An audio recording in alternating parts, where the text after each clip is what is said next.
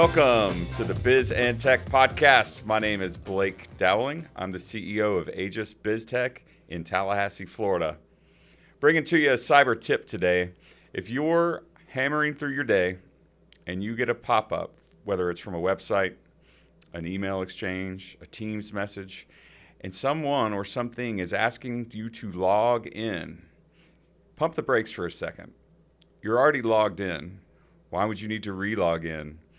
A fake landing page is a common hacking entry point. So talk to your IT professional before entering your password and credentials again, because you just may be giving the keys to the kingdom away. That's your cyber tip. Slow down. Hackers are thinking you will be moving too fast and not think about it. So think about it, and you can stop a lot of breaches before they happen. That's it for your cyber tip from Aegis BizTech. Today, it is my distinct pleasure to welcome a best-selling author to the studio, Mike Dennison, author and trusted advisor to CEOs, and the author specifically of Clarity Principles, is our guest today. We're going to talk about the book, we're going to talk about his background, and all of those amazing things for the next 30 minutes. Welcome to the show, sir. How's your day? Thank you. Going great. Going great. Hot and muggy in Tallahassee, Florida, right? Typical weather, right? Absolutely. So before we get started, let's talk about your background. Okay. Where are you from? How'd you get started? And where'd you go to school? Are you ready for football season? We must talk about football. The clock is counting, a couple days away. So tell us all about it. So I grew up in South Florida. I was born and raised in Hialeah. And throughout my career, like I said, I started in South Florida. It was interesting because I didn't take a typical path forward. I actually got into technology early. My mother bought me a computer for my high school graduation. So think back in like an Apple IIe or something? That wasn't even out. Oh, okay. Right? It was actually an old TRS-80 color computer. Wow. And I really got into it a lot. I was one of those problem solvers, right? My mom would buy me puzzles all the time for Christmas, and I was like, thanks. Figured out the Rubik's Cube, all that. And then the computer was just like a whole new world. And back then, I got into the whole adventure game scene and all that. And at that time, it was like all text-based, right? It was like get, shovel, dig hole, that kind of thing. You remember Ultima? Yeah, right? That was a wild one. And so I started teaching myself coding at the time. At that time, it was just basic, right? Mm-hmm. And what was really cool about it is that Radio Shack, who put out the TRS-80 color computer, had a national contest. So I've actually been a published author before. Back when I was, I think, 18 years old, I wrote a computer program, submitted it to the contest, and actually winning the national contest. Bravo. Which was really cool. So they had a book that they published, had my name in it, had all my source code. And at that time, you actually had to record it analog onto a cassette tape. And then you'd have to test it and run it back, and it would take like 4 or 5 times to load it, right? So I got into computers early in my career. Also did a lot of really cool things as a South Florida. I mean, the typical Florida kid, right? Yeah. I was a surfer, windsurfer, fishing, all kinds of crazy stuff. And it just kind of evolved from there. And I got involved with a company that was a company that focused on the eye care industry and medical industry. So they were developing software and computers for medical practices and eye care practices. They were actually the first ones to automate provision. And I got a job as a computer tech, right, as a support tech. But then quickly, I worked my way up into that company, and within 4 years, so I was probably 21 years old at that time. In 4 years, I became general manager of the company. Awesome. So one of the things for me, as I evolved, I was always into that. We were talking about this before the podcast. But why? But why? But why? Right? I always looked at things and said, but why? And if I saw operational inefficiency, I was like, there's got to be a better way. We don't have to accept this. So way back in the beginning, when I started running teams, and I think at that time I had probably about 25 people that were under me, and I just revamped the whole operational structure of what we were doing. And we were able to get an additional 30% throughput in everything. And that began kind of my career on looking at things a little bit differently. it's kind of strange because I'll walk into something and say, you know what, this doesn't really feel right to me, and quickly see where there's a gap. So after that, the developer of the Pearl Vision software, he came to me, he says, you know what, you're the only one that has a clue what they're doing over in that company. Do you want to go into a partnership? Nice. So I did that, and that was, I think, 87-ish, somewhere around there. So at that time, I was actually the front end. So I was doing a lot of trade shows. I was out there working with all the practitioners, working with the presidents of the American Optometric Association. So we had a big following.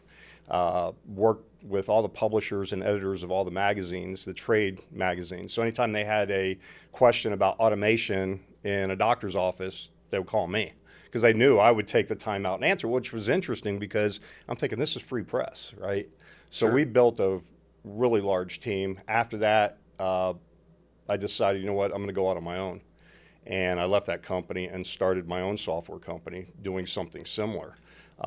And so, you know how, like, if you go to CVS or Walgreens and you get medications, and then, or you have a specific condition, they'll print out a sheet for you. Well, I was doing that like in 91. And one of the things that we did is we were actually capturing ocular images. I was working with some ophthalmologists. And within that program, they could actually pop it up, show a patient, and say, this is what macular degeneration looks like. This is an image of, you know, blepharitis or whatever. And they could pop it up on the screen. And back in 92, we had a situation in South Florida where a young boy was unfortunately taken by a predator and abducted, and you know, later they found him. And that really pulled me in. And I started thinking, I'm able to capture images of patients' eyes. Mm-hmm. Why can't I do something with kids? And it was, again, but why, right? And I was saying, well, how do they do identification of children now? And at that time, it was fingerprinting. And I said, but that doesn't do anything until after the fact, identifying a child after the fact. What if something happens to a child and they're abducted? How do we get that message out? How do we get that image out immediately? So I started working with some of the national organizations for missing children, and I was working with a lot of the parents that had that happen to them. And we had created a product or a software program, and it was on 3.5-inch diskette. So I created on diskette where we could actually go to different places, and let's say there were 1,000 kids. We could go through, weigh, measure, and take the image of a kid and get some of their vital information onto this diskette. So the parents actually had that diskette. It had some other like little games on there that kids could go in there, learn their own phone number and things like that. Had what we call the babysitter worksheet that had all the child's vital information that they could print it up, put it on the refrigerator. And we did it for free. What we would do is I would have companies like Coca-Cola or Home Depot or whatever sponsor us to do an event. And we did that. And I was on TV quite a bit down in South Florida because of that. Well, I had to let that go, because when you're sitting there and your office is plastered with missing children posters, it takes a lot out of you. And I got to the point where it's like, I just can't do this anymore. I mean, it's just, I'm trying to save all the kids of the world, and this is too much for me. Right. So I stepped out of that. I got into another organization. This was in 96, down in South Florida, down in Boca, and they were actually dealing with mission critical real-time data transformation software. And it was a small company, the smallish company at the time, maybe 15 million. And in 6 years, I ended up becoming vice president of worldwide customer care, and we were managing some of the largest accounts in the world. One of my accounts was Amazon. I was out at Seattle doing a project for them that was directly sponsored by Bezos. And we scaled that company to about 130 million, the leadership team, and then eventually I made my way into IBM through that. So I was with IBM for 10 years, and then I stepped back from IBM and said, you know what, there's got to be a better way. There's got to be some other things that we can do, because that whole structured, the thing I didn't like so much about the larger organizations is that you could go in there, pour millions of dollars into a project, and then the project gets scrapped, right? Because it's like, no, that company just got bought out, or that division no longer exists. And it's like, wow, there's a lot of blood, sweat, and tears that went into that. So that got me into working on my own again in 2016. And then I started working with another company. A buddy of mine called me up and said, hey, we got a company that we'd like to scale like we did with this other one. Are you interested? And I said, no, I don't want to do that. I want to start doing my own thing again. And he said, listen, he said, here's a bunch of stock options. I want you to come in. So I came into that company, realized pretty quickly that they weren't in the right position to do what, we thought they were going to be able to do. And it became pretty discouraging. I was like, within the first 6 months, I was awarded most impactful new hire. But then it got to the point where it's just like, no, this isn't. So a lot of the principles that came out of the book, I kind of tested against what was happening at that organization. I was going to ask if that was the main inspiration. That was really the catalyst. I mean, over the years, I had a lot of people saying, you should write a book. You should write a book. And it's like, oh, I don't need another project. But then I started doing that, and then it brought me to this, and then I started releasing it, doing a pre-release to some other business leaders. Tell me what you think. I cut the first 3 chapters. Tell me what you think. And I said, this is really interesting. Where are you going with this? And I finished out the book, and it became a #1 bestseller when I launched it last year in 7 different categories. And what I'm most proud about is the fact that it hit #1 in strategic execution as well as culture. Because to me, those 2 things are paired together. If you're not taking care of your people, your business is going to suffer. And if you're not doing the right things by the business, the people aren't going to be in the right position to be successful. So that brings me here today where, we've gotten connected. Mike on your team, who I really think highly of, he actually saw me last year when I was doing the keynote speech for Taltech. And he says, we need to talk. Yeah, Mike's been on this show before, and he is a person that's quick to give a shout out. So shout out to Mike Harris. Yeah, he's Mike was relentless in his introduction of you to me, where the first time he mentioned it, he said, I saw the speaker. It was awesome. And he always gets so fired up. And I was like, that's great. Okay, good. Next. And a week later, he's like, did you write down, or have you looked into this guy? And I'm like, not yet. And eventually he kept bringing it up until we had the chance to meet. And then I dove into the book, and perfect timing for everything you put into the Clarity Principles. We've recently doubled in size. We've opened regional offices. We're supporting double the amount of end users that we used to.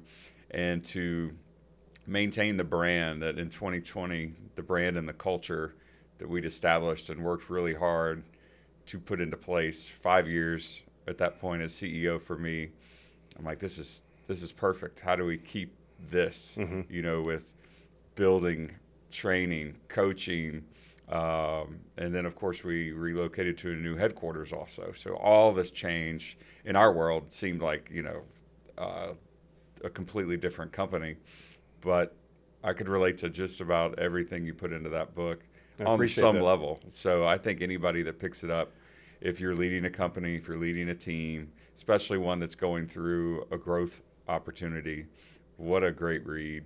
Jim and Julie, ladies and gentlemen, you will get to know them well. So let's talk about a couple other things. If you had to put a proudest accomplishment out there, is that the book, or is it something completely out of the blue? My role as a father. My daughter, she's 23 years old now, and she's just killing it in life right now. And we had just an incredible relationship. Actually, my whole family, my wife, my daughter, and I. And I think that's my proudest accomplishment is, being the father that I was to her. So that was big for me. That's great. The book was good, but what's she do? Well, she actually works for a real estate development company, and she's in their accounting and bookkeeping. But it's interesting, too, because she had some challenges that she was going through within her organization. And I kept pointing her back to chapters in the book. CEO, coach, and father. Right. I happen to be able to help you, young lady. And what was cool is they actually bought copies of the book for their entire department, and they were using it in a book club. That's cool. So I was working with somebody, like I said, a friend of mine in Chicago, and he's just asked me, hey, can you send me 25 copies? So it's interesting because I don't know where the books go. I don't know who orders them. But it's kind of neat because you see like an order from New Zealand or something from Finland, and it's like, I'd really like to know where that's going. Yeah, absolutely. This podcast has a couple listeners in Japan. When I see Really? the Spotify Wrapped each year, I'm like, I wonder who those people are. How did they find this podcast? Yeah. Or are they hackers Right. just socially Right. engineering us? Somebody clicked on a pop-up and Exactly. But you brought up a really great point. When you can integrate family into work, and then a child can see what you do firsthand. My stepdaughter Mallory worked for Aegis for a year before she headed off to Tampa to work for a CPA firm. And she sat in the studio with us and been part of this podcast, been part of our marketing efforts, been part of our sales team. So, to be able to provide some actual guidance at that level, there's nothing better. Very cool. Thank you for and sharing. it's exciting because she's actually we're expecting our first grandchild in February, and she and her husband just bought their second home. Like I say, she's 23 and just bought their second home. So Nice. yeah, so that's exciting. In fact, it was her that brought us to Tallahassee, and so she wanted to get into the entrepreneurship school, and because she's seen my wife and I. Jim Moran? Yeah, she's seen Cool. my wife and I run our businesses. And so she's always been kind of geared towards the entrepreneurial mindset. Mm-hmm. So when she got accepted to FSU, she actually got accepted a year early, which was a whole nother story. How she did that, I have no idea. But she got accepted a year early. And then when she started here, one of her professors she had sparked up a conversation with, and he and I started talking. And he said, you know what, we could really use somebody like you with your background and experience here in Tallahassee. And this was back in 2019. And I said, well, I don't want to move to Tallahassee. I don't want to be that close to my daughter. Nothing against Tallahassee. Right. I just wanted to give my daughter some space to grow into herself. But then he said, well, would you do me a favor? Would you come down and speak to my class? And I said, yeah, for sure. So I came down and did a presentation on entrepreneurship and success versus failure and all that other stuff. And he said, go out and look at some homes. So we started looking at homes. My wife came down. We started looking at some places. And finally, we just said, you know what, let's just bite the bullet. We'll move down there. And, because I wanted to get back to Florida. We were actually up in North Carolina for 14 years, just between the Asheville and Hendersonville area. Beautiful area. But being from South Florida and an ocean guy, and those winters are cold up there. Yeah, and I just wanted to get back to Florida. So I said, okay, we'll sit here for Tallahassee. Maybe we'll go somewhere else, but let's see how it works out. And that's kind of why I'm here. So yeah, kind of from my daughter, we're in Tallahassee. But Awesome. that was like January 2020. So we know everything that took place after that kind of flipped the world upside down there for a while. It certainly did. So if you could time travel, where would you head to? Time travel, I've always been, like I said, being part of the ocean, and my stepfather sailed in a couple of America's Cups back in the 60s. So sailing was a big thing. I'd love to go back to the pirate days. I think that'd be so cool. I agree. That would be a fascinating time. You got to think in the pre-deodorant era, those close quarters could just be interesting, and All right. lack of a better word. Can I change my answer since you said that? Oh, I ruined it for you? I didn't even think about that. Sure, we'll take a B, answer B. What you got? Oh, I don't know. Now, I can't go back in history now, right? Because anything is going to be pre-deodorant. So I'll have to think about it. I'll get back with you on it. Fair enough. So, best book you've ever read? What a wonderful question for an author. Best book I've ever read, I've read a lot of them, and I think they all hit differently depending upon what phase of life you're in. Mm-hmm. But I think one of the ones that has really held true for me is Think and Grow Rich by Napoleon Hill. Because that was one of the first books that I got into, and it really started me changing my mindset on, just because something is the way it is doesn't mean it has to be that way forever.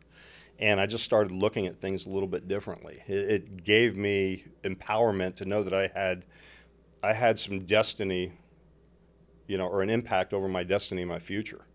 So, the self-talk, a lot of the things that were in that book. And I like the older books too, especially on audio tape. I was a big audio tape fiend back, 30 years ago or whatever. And I just put it on repeat and listen over and over and over again.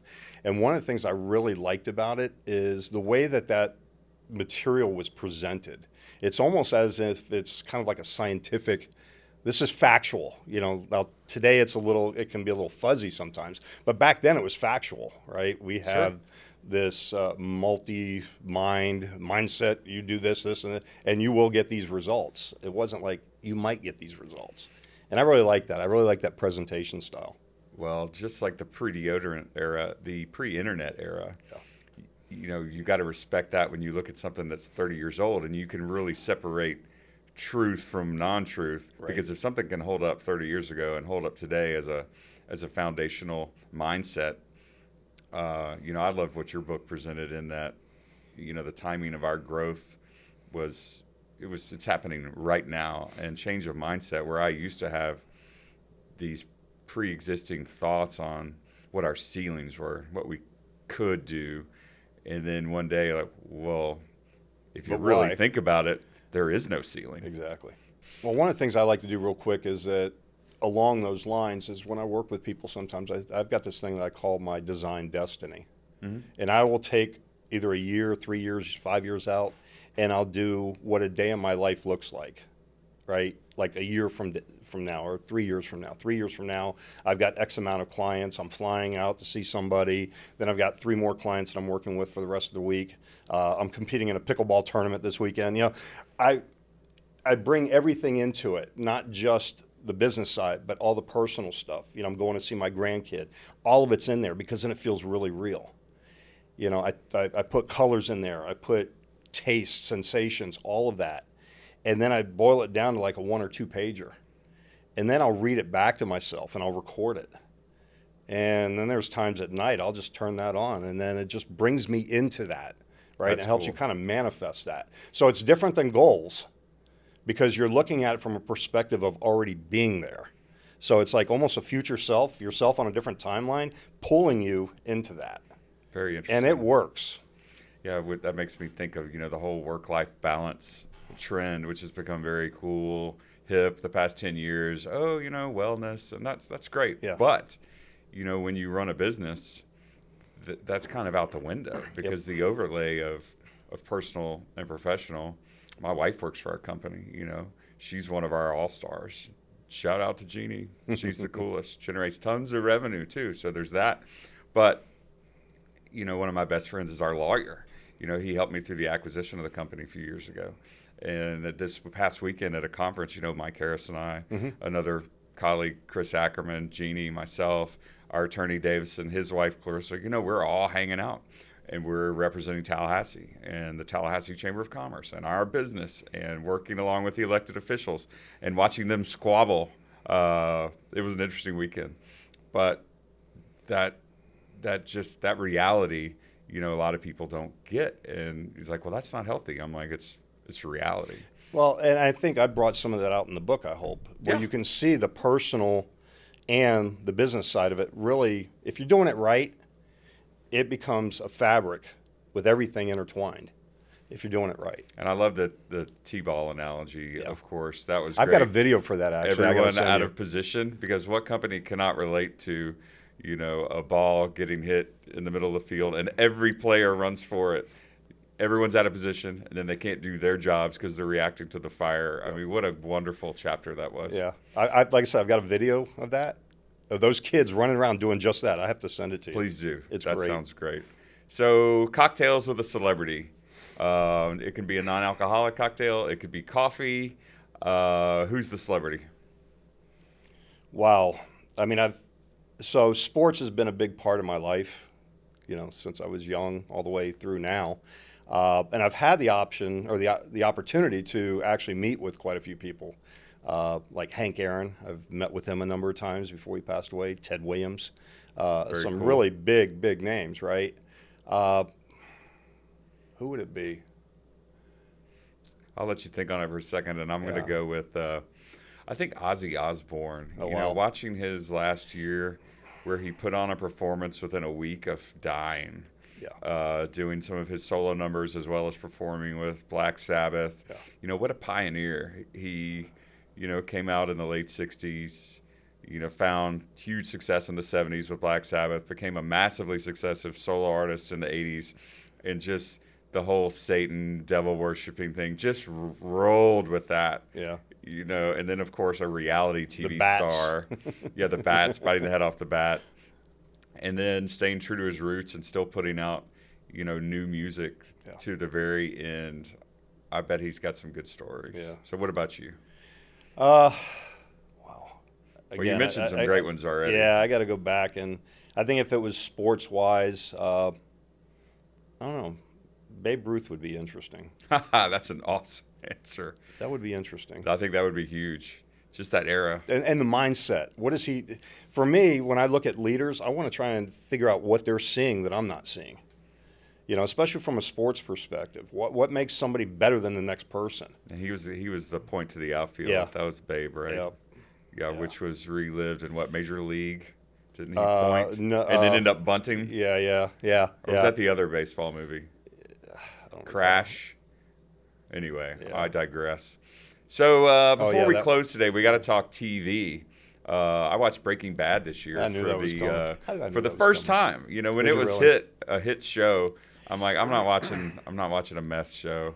I don't need that. I don't need that in my life. Right. But it finally made it up on the queue. And Walt and Jesse, what a journey. The chicken franchise, the actors were the story was just great. Yeah. And so there's obviously a little visual similarity there. Are you a fan of the show? Oh yeah. It's lived. Do you grow tired of that analogy? I've played with it, right? It's evolved over the years. I was flying back from, you mentioned LaGuardia. I was flying back from LaGuardia one time. You probably get asked for autographs. Yeah. Yeah. So this, actually, I had somebody get really upset with me because I wouldn't give him his autograph or give him the autograph. I used to get that with Dave Matthews. Did you really? When I looked younger and he looked younger.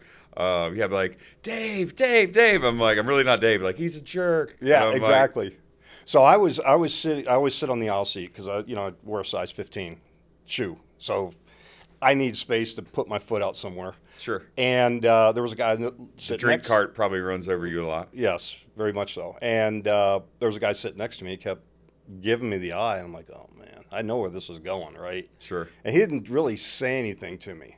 And then I got off, started walking off the plane. He got off. He was following me. And even in the concourse in Charlotte, he's like coming up to me. He goes, hey, I have to ask you, you're that guy, aren't you? Can I get his autograph or get your autograph? I said, I am not that guy. And he got pissed. Wow. So you know what? At this point, here's what I tell people when they ask me, anybody tell you look like Walter White? I say, yeah, I'm not him, but I was his stunt double for a couple seasons on the series. Nice. And that gets them thinking. Yeah. That gets them thinking. That's So a good I was comeback. doing another part of that with the Breaking Bad is I was doing a project for VMware out in Austin, Texas, a couple years back. And everybody was so like, you look so much like him. So they actually, this is our clients, VMware, they wanted to take a picture of me. So I had a jacket, I had a black jacket, and I like adopted the face that he would have on, and they just loved it. So I go with it now. At first it was kind of frustrating. It's like, Sure. because I have people walking up while I'm having dinner with my family. Oh, you know who you look like? Yeah, I know. That's great. But now it's like I play with it. Even in my keynote speech, I have a slide up there saying, I'm not him. Address the elephant in the room That's early. right. Get That's it right. out of the way. I mean, I was sporting this look before he was, so. Good stuff. So, what would be your favorite TV show, or what are you watching now? Well, You pick. I really, really, really like Game of Thrones. Mm-hmm. I thought that was awesome. I didn't like how it ended, but nobody did. So that was one of my favorite epic series. And right now, I don't want to watch a lot of, I like a lot of the period kind of stuff. Mm-hmm. I like, I just got through watching Peaky Blinders. That was pretty neat. Yeah, great accents. That was pretty neat, yeah. The hats. I really, really like Tom Hardy as an actor. Mm-hmm. Agreed. He's really good. All right. Well, that's about it for our show today. Okay. How can people get in touch with you? You have a online forum, correct? Website. What's the best mechanism to reach out? So I have clarityprinciples.com that you can reach out to me, or you can send me an email at mike@dennisonleadership.com. Probably the best way to get in touch with me. And then, as you know, I have the Clarity community where I've got business leaders that I'm bringing in. So there's a lot of different ways that we can connect. I think, one of the things with the book is that I intentionally made it industry agnostic. So it's pretty neat with all the different businesses that are reaching out to me and saying, hey, this really rung true for me. And yeah, I found myself while reading it, putting my own thoughts on what this business did. I went with like boat motors. I'm like, they make motors. I never even would have thought that. That's great. That is so cool. Well, they're breaking into international markets and, expansion. I'm like, what are they doing? What are they making? What are they doing? I'm like, it's boat motors. Well, I don't know if they had a manufacturing facility. That was never mentioned, but it gets you thinking. That's what I love about the book. They're not just thinking about your own business and your own journey, but just thinking broader business, because we get so siloed into how do I make this business better? How do I sharpen the blade? That's my generic cliche I use all the time. My staff loves it. Right, guys, gals? Stephen Covey, sharpen the axe, right? Exactly. One of the things, so when I first started the book, I mean, you see how thin it is, right? Yeah. I intentionally made it. I wanted it to be an airplane read. That's what I call it. So you jump on the airplane, you read it, and then you can't unread it. You're like, wow, he's talking about me. And when I started, I had about 1,000 pages of content, about 70 principles, and there's no way you can call something clarity principles being as thick as a phone book. Right. Right. So I just kept paring it back, and I went back and forth probably 100 times with the editor, and they would change something. I said, no, you just took what I was trying to get across because you changed the words, up, and it was back and forth, back and forth. And one of the other things too is that I was told you had to pick kind of a theme. Is it execution or is it culture? I said it's both. I said if we can't do it both, I'm going to go with another publisher, because to me it's if you do the right things by the business, it also means you're doing the right things by your people. Did they ever suggest like a clarity encyclopedia and have like a unabridged version? No, but I've got 2 more books that I'm thinking about that are going to fall in line with that. But okay. I'm just not. I don't have the bandwidth right now. Well said. Mike, it's been a pleasure. I enjoyed it. Thank you, Blake. Thank you for being here today. And thank you, everyone, for listening. This is year 6 of the Biz and Tech podcast. Congratulations to our producer, Josh. He just rolled out a new spot for Florida State University that you will see as football season rolls out in the next few days. Let's give a Go Gators shout out to Coach Napier and DJ Lagway as they get ready to launch their national title campaign. We'll see. A lot of momentum from last year. Thanks for listening today. We'll be back in a month with the next Biz and Tech podcast. My name is Blake Dowling with Aegis Biz Tech from Tallahassee, Florida, saying adios. Have a great day. See you next time.